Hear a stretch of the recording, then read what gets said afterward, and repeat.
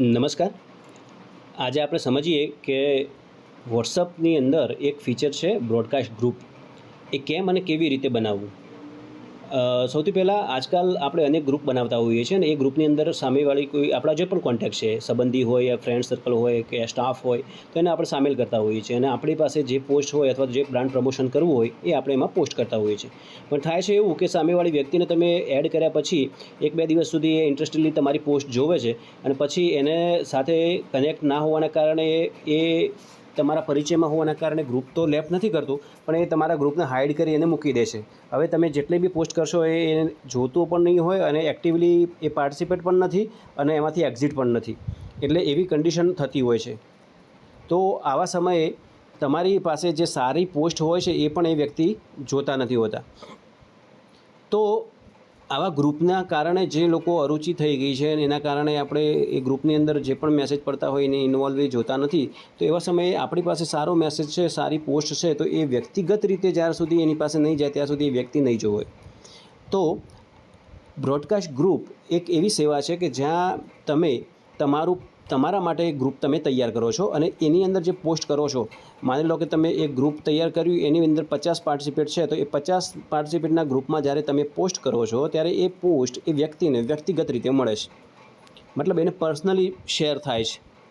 એનાથી થાય છે શું કે તે વ્યક્તિ એ તમારી પર્સનલ શેર હોવાના કારણે એ જોશે જરૂર અને એના લીધે તમારી જે ઇમ્પોર્ટન્ટ મેસેજ છે એના ધ્યાન પર આવતો હોય છે.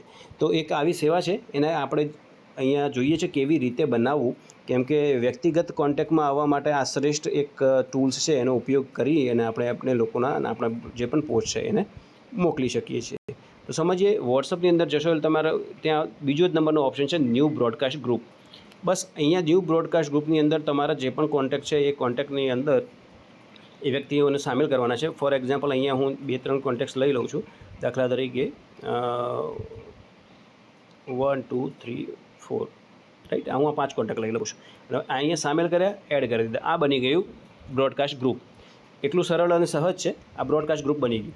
હવે આ બ્રોડકાસ્ટ ગ્રુપની અંદર હું અહીંયા કોઈ પણ મેસેજ પોસ્ટ કરીશ તો એ મેસેજ એ વ્યક્તિઓને રૂબરૂ એમના પર્સનલ કોન્ટેક્ટમાં જઈ અને ત્યાં મળશે. અહીંયા ગ્રુપ ફક્ત મારા માટે છે.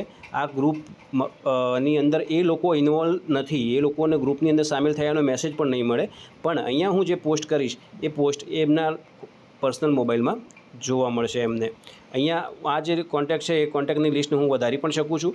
ફોર એક્ઝામ્પલ આ બ્રોડકાસ્ટ ગ્રુપ છે તો એની અંદર જે પણ મિત્રો સામેલ થયા છે એ મિત્રોને આ બ્રોડકાસ્ટ ગ્રુપનું નામ પણ આપી શકું છું. એડિટ હું કરીશ તો બીજા મિત્રોને મારા સામેલ કરવા છે તો આ મિત્રને સામેલ કર્યા, અહીંયા થઈ ગયા મારા 6 કોન્ટેક્ટ નંબર, એ રીતે એડ કરી શકાશે અને અહીંયા તમે પોસ્ટ મૂકશો એ વ્યક્તિઓને વ્યક્તિગત મળશે.